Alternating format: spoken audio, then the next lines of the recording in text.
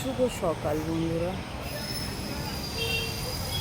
আজকেও আমি এখন ছাদেই আছি, কারণ সকাল আর সন্ধ্যাবেলাটা ছাড়া টাইম পাই না সেরকমভাবে। দুপুরবেলা ওই আধ ঘন্টা 1.5 ঘন্টার লাঞ্চ ব্রেক থাকে, তো তার মধ্যে খাবো না বাড়ির লোকের সাথে কথা বলবো, না ছাদে আসবো। সে দুপুরবেলা রোদের মধ্যে আসাও যায় না, এই টাইমটা একটু টাইম পাই, এই জন্য আসি। এখন নিচে যাবো, ব্রেকফাস্ট করবো। আর কি বলবো নতুন করে, আর আমার কাছে এখন কিছু নেই বলার মতন। খুব মিস করছি বাড়ির লোককে, ভাল লাগছে না। এবার অনেকগুলো দিন তো একদম ভাল লাগছে না।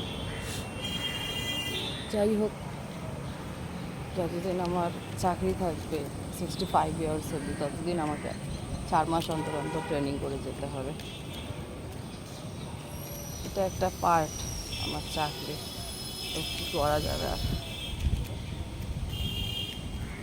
ঠিক আছে, আলাদা করে তো আর আমার কাছে এখন বলার মতন কিছু নেই।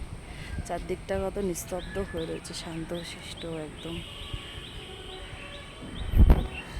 ভালো লাগে, তবে মাঝে সাঝে একটু ভালো লাগে এখানে এসে বন্ধুদের সাথে একসঙ্গে থাকি। ভালো লাগে, মনের কথা অনেক শেয়ার করা যায় ওদেরকে।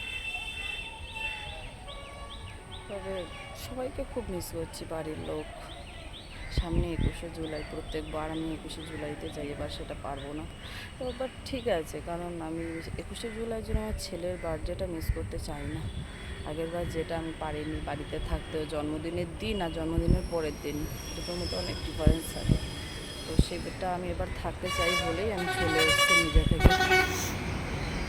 এই যে সব আসছে বকখালি থেকে বাসগুলো। ঠিক আছে, দেখা যাবে।